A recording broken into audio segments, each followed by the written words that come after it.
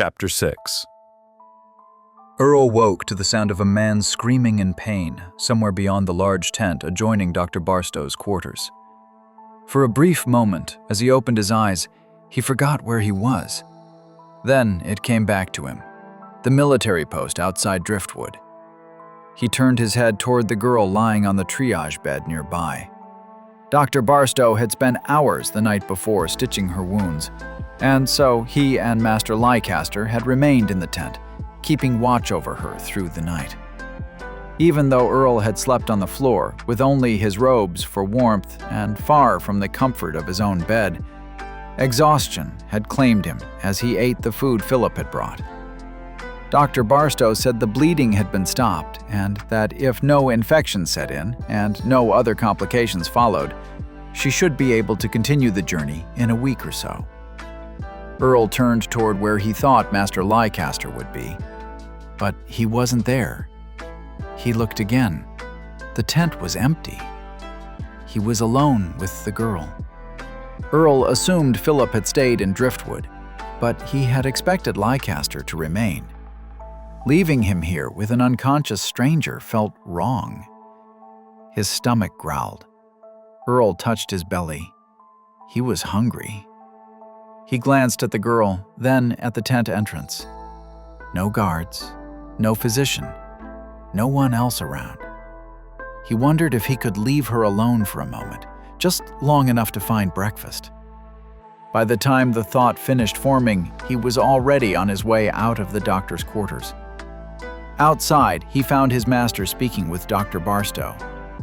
"We have to protect the girl at all costs," Leicester was saying. "There's no telling what insight she can—" He broke off as he noticed Earl. "You're awake." Earl looked from one man to the other. "What were you talking about?" "Nothing," Leicester said sharply. "Only that we must be more careful." He shifted the subject at once. "Are you hungry, boy?" "Yes," Earl said. "I was just going to find some breakfast." Leicester allowed himself a small smile. "Then go into town and look around. You'll need proper rations and better gear for the road before we continue on to the capital." Again, Earl looked from one man to the other. Both avoided his gaze and shrugged. There was no point arguing. He was leaving anyway, and now he knew his master would remain behind to watch over the girl. As Earl made his way out of the military post and toward the adjoining town of Driftwood, his thoughts churned. Protect her at all costs. Why would Leicester say that? What had he been discussing with a physician he barely knew, yet wouldn't share with him? Earl assumed the girl must be important enough for them to escort her personally to the capital. But he hadn't thought of her as a target. Not until now. He reached a wide open field where the trees had already been stripped away. Men were walking toward the forest line to begin their work. A dozen heavy carts, each pulled by oxen, creaked under the weight of freshly cut logs, hauling them toward Driftwood. There were easily 100 men already at work, spread across the field. Earl followed the wagons as they rolled into town. Driftwood had no true city wall, only a rough line of wooden poles set into the ground, more suggestion than defense. Most of the houses were built of wood, hastily raised and poorly kept. Only a few structures near the town's center were made of stone. Above them all rose a large church, its tower looming over the settlement. The first thing Earl decided was to find a coin lender. The Coin Lenders Guild kept a bank in nearly every city, town, and village in the kingdom. Some claimed it was the second most powerful guild of all, after the Royal Guild of Advancing Wisdom, of course. More importantly, their offices were linked by a fast and reliable courier network. Earl could withdraw the gold he had deposited in Bray here in Driftwood, officially and without trouble. The bank on Bray is at the city center, so he figured it would be the same here. Walking through the streets, Earl noticed how tense he had become. Everything in Driftwood felt grimy and unsafe. The streets were muddy, with open gutters along the sides, choked with human waste. He saw women emptying the night's filth from their windows straight into the road below. The stench was so foul it turned his stomach, killing what little appetite he had left. Despite the filth, there were quite a bit of people roaming. Why would anyone choose to live like this? As he drew closer to the town's center, things began to change. The streets grew firmer underfoot, the mud thinning out. There was more brick, less rot. He found the bank and walked toward it firmly. A woman stood near the entrance, selling food from a small basket. "Care for a meat pie?" she called, stepping into his path. "Fresh and hot." No, Earl began. "Get out of here," a bank clerk snapped as he stormed outside. "This is bank property. Take your rat meat elsewhere." He shoved the woman back from the doorway.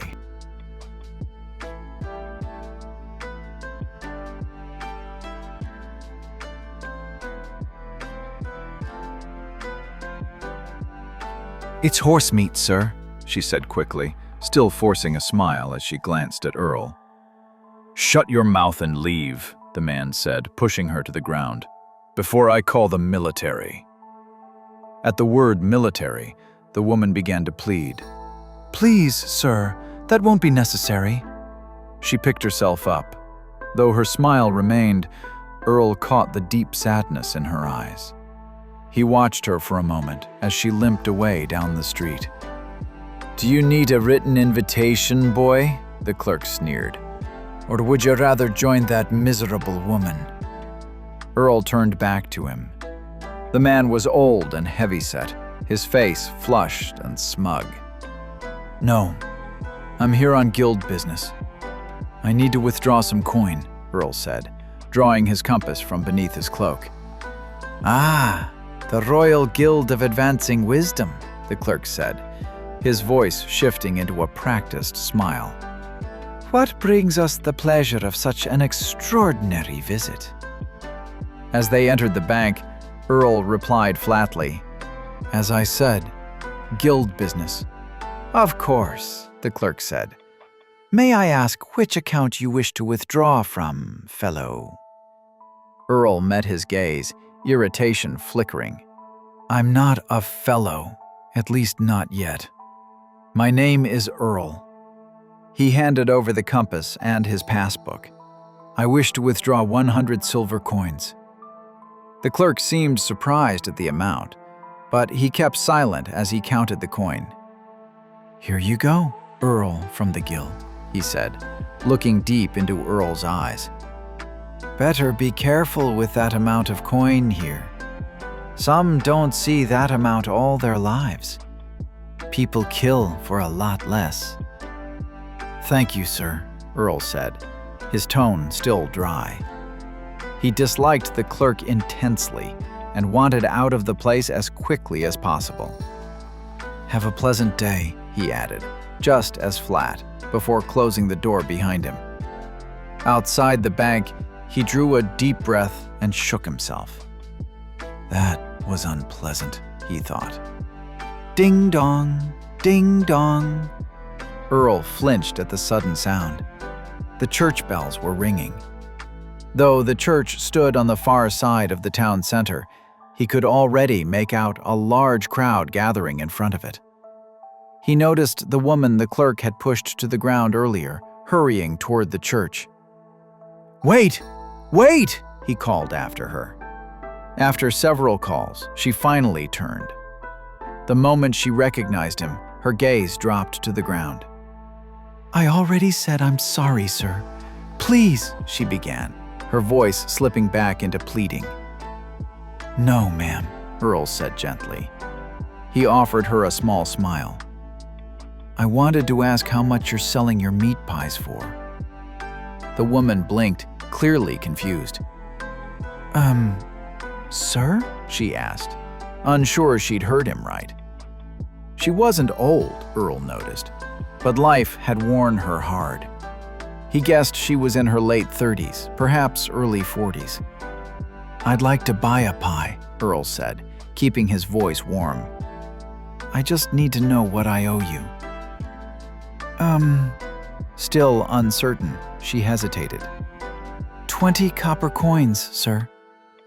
Earl stepped a little closer. "In that case, please, I'll take a pie." Still half expecting a trick, she reached into her basket and handed him one of the wrapped cakes. "Here you are, sir," she said softly, finally meeting his eyes. Earl smiled as he took it. "Here," he said, pressing a silver coin into her hand. "You can keep the rest, ma'am." Her eyes widened. She pushed the coin back toward him at once. "Sir, that's too much," she said, fear creeping into her voice. "I'm only selling meat pies. I have a husband, sir, please." Earl blushed. "No, nothing like that. I don't have the right change, and I simply felt bad about how that clerk treated you." He reached out and gave her a light pat on the shoulder. She flinched at his touch. "I'm sorry," Earl said at once. "I didn't mean to." "No, it's all right," the woman said quickly. "I should apologize for my mistrust. People around here aren't usually generous, especially not to the likes of me." She smiled, and for a moment it seemed as though decades fell away from her face. Earl returned her smile. "I never introduced myself. My name is Earl, guild member. What's your name, ma'am?" The woman's eyes widened at the word guild. "People here in Driftwood call me Hannah," she said. "Nice to meet you, Hannah," Earl said. "Would you mind telling me a bit more about Driftwood, if I'm not interrupting your work?" Hannah glanced down at the silver coin in her hand, then let out a small laugh. "Earl, you just paid me a full day's wages. On a good day," she said. "I'm more than happy to answer whatever you'd like to know about this God-forsaken town." Earl paused. "You only sell about 5 pies a day?" he asked, genuinely surprised. Hannah's expression darkened at once. "Yes, Earl. No one wants my pies. Sometimes I sell a few late at night to drunken men, but it's dangerous here for a woman after dark with so many of them about." Her shoulders sagged. She looked defeated. "I'm sorry," Earl said quickly. "I didn't mean to upset you." She looked at him, then managed a small smile. "I know. I'm just not used to people being interested in our troubles." She hesitated, then went on. "I'm trying to sell enough to help pay for my husband's medicine. He was injured a few months ago, lifting a log too heavy for him. He hasn't been able to work since." Her voice softened. "But as you can see, I barely make enough to feed him and our children." Earl was silent for a moment, then asked, "The company won't help pay for your husband's injury?" Hannah laughed, short and bitter. "Help?" she said. "The company won't give us a single copper. They care only for profit." "But that goes against the king's law," Earl said. "Any guild or affiliated company is required to compensate workers injured on the job." Hannah laughed again, louder this time. "First, my husband isn't in a guild. And second, the company answers directly to the crown." Her smile faded. "The king knows. This is how it's meant to be." Earl looked troubled. "How does that make any sense? Why would the king go against his own laws?" Hannah met his gaze. "I thought people from the guild were meant to be clever," she said bluntly. "You seem to lack a fair bit of common sense." Earl blushed. At once, Hannah did as well. "I'm sorry," she said quickly. That wasn't my place, to speak that way to a guild member. Earl shook his head. No, you spoke no lies, he said. I'm still young, and I haven't left Bray often. He hesitated, then asked, How old are your children? Can they help? I have a 6-year-old, Hannah said, and a boy of 13. Her voice tightened. The older one wants to join the company to help pay our debts, but I'm doing everything I can to keep him from that fate. The same fate that broke his father. Earl swallowed as they stood watching the gathering at the church. After a moment of silence, he said, There seems to be a great deal of poverty in Driftwood. Is that why the church draws so many people? Yes, Hannah said, some light returning to her eyes. For many of us, faith is the only thing holding us together. Judging by the bull's head symbol, Earl said, gesturing toward a statue beside the church, I assume this is a Sartim cult? Sartim was a relatively new faith, set in opposition to the older polytheistic traditions practiced across the continent's many kingdoms. She scoffed. A cult? That sounds rather judgmental. I didn't mean to offend you, Earl said quickly. That's simply how it was described in one of the guild's books. He hesitated, trying to soften his tone. I take it you're a devoted follower of the Sartim faith. Yes, Hannah said at once. Father Alistair teaches that if we place our trust in him and in Sartim the Creator, we'll be guided through even the darkest times. Her eyes brightened. Can't you see it? I was on my way to the church when you stopped me, and you showed me more kindness than I've known in years. Just as Father Alistair said. Earl stared at her, unsettled by the certainty in her voice. Slowly, he said, But wasn't it my choice to stop you? Hannah smiled at him. You're still so young, my young guild member, she said gently. And since I'm finished for the day, I can still attend Mass. Her smile widened. You should come with me. I promise you'll understand better. And perhaps we can speak with Father Alistair afterward, if you choose to make it known that you're from the guild. Excitement crept into her voice. Earl glanced around. They would be staying in Driftwood for several days, at least until the girl recovered enough to continue on to Rivercross. Very well, he said.